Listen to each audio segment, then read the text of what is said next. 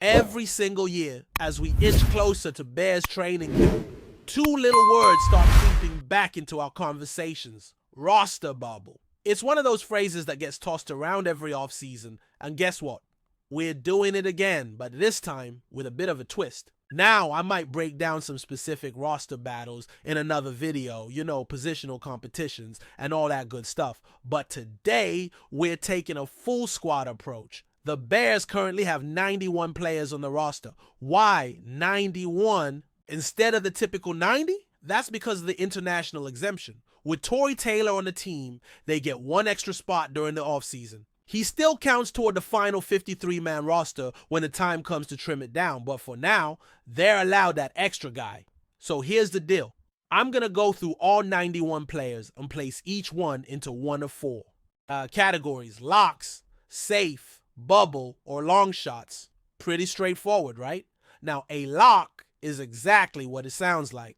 These are guys who, barring something completely unexpected, like a legal issue or major injury, are guaranteed to make the final roster. Safe players are very likely to make the team, but if something wild happens, there's still a small possibility they could get cut.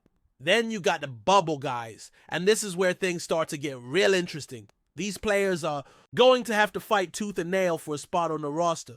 It's a battle. X number of players, Y number of spots, and finally, we've got the long shots. These are players who are either practice squad material or just realistically don't have a real path to make the 53. Maybe they show something in camp, maybe they hang around on a practice squad, but odds are stacked against them. Let's dive into the locks. I've got 28 players on this team who, in my opinion, are absolute locks to make the final roster. No chance they get cut. Let's start at quarterback. Caleb Williams is obviously a lock. No need to even debate it. He's the number one overall pick, but I didn't put any other quarterbacks in the lock category because if the Bears decide to keep just two, that third spot could come down to Tyson Baggan or Case Keenum, and one of those guys might be out. We'll keep an eye on that situation as camp progresses. At running back, the only true lock right now is DeAndre Swift. Why just him?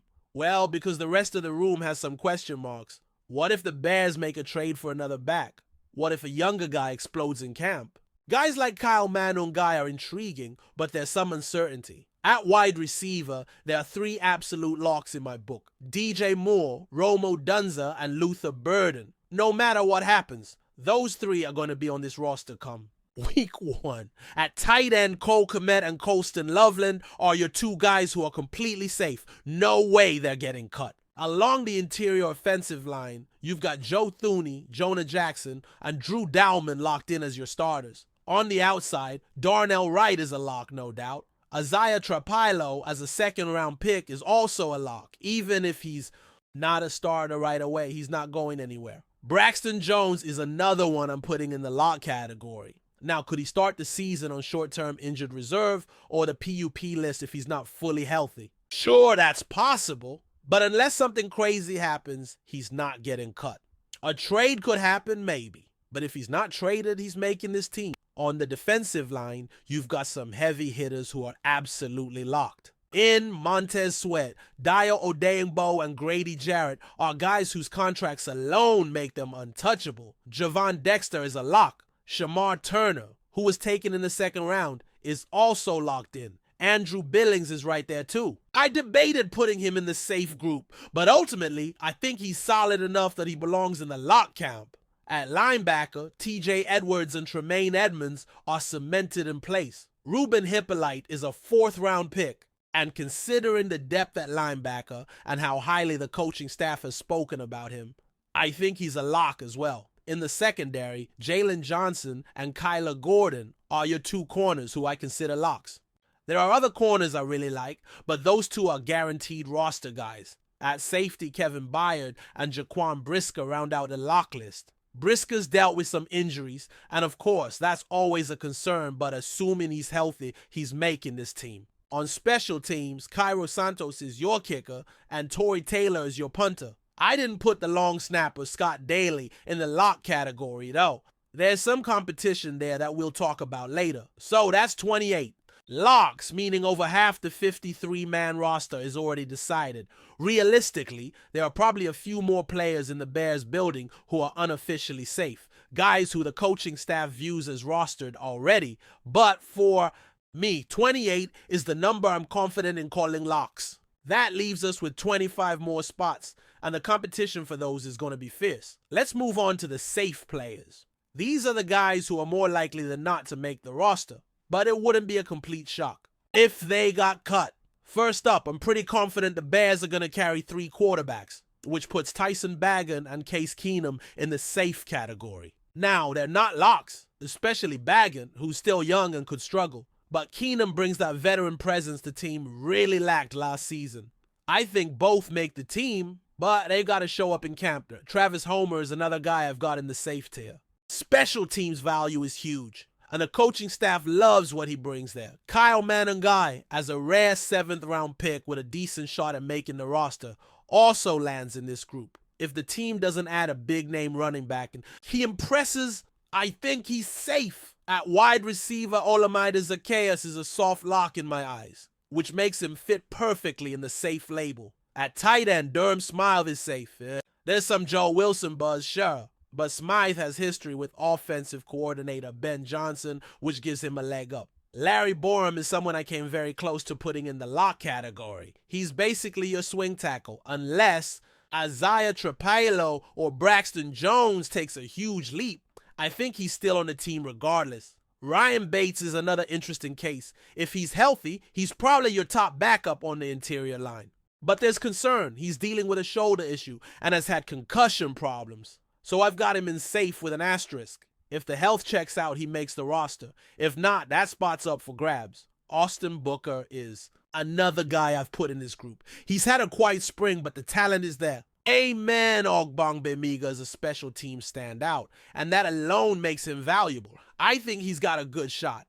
Tyreek Stevenson and Terrell Smith are 2 corners who are safe, but not quite locks. If the CB2 competition is legit and one of them completely falls off, there's a world where the loser could get cut, especially if a guy like Kyrie Jackson or Zion Frazier impresses. But again, I don't think that happens. Josh Blackwell is another name very close to lock status. He's a fantastic special teams player and brings versatility to the secondary. Zion Frazier, despite being a 5th-round pick, is also safe. Those guys do get cut sometimes, but I think he sticks around. Elijah Hicks and Scott Daly round out the safe list.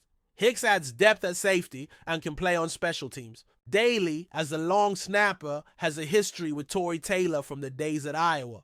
That chemistry could matter, but there is competition, so he's not a lock. So now we're at 44 players who are either locks or safe, meaning only 9 spots are up for grabs. That's where the real drama starts, because the bubble guys are going to have to battle like crazy for one of those final roster spots. So here's where things get really intense.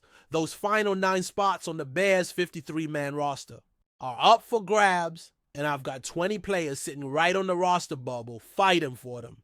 These are the guys who have to bring it every single day during camp and preseason. Every rep matters, every snap counts, and one mistake could mean the difference between making the team or getting cut. Let's start with the running backs because there are some tough choices here. Roschon Johnson is the biggest name in this group. I debated putting him in the safe category, but there are reasons to hesitate. He's coming off a pretty underwhelming second season. He wasn't drafted by the current regime, and the Bears just used a draft pick on Kyle Manungai, a guy they obviously like. So while Roschon might start camp ahead on the depth chart, he's going to have to prove that he still deserves a spot, especially if someone like Ian Wheeler shows out and pushes for a role.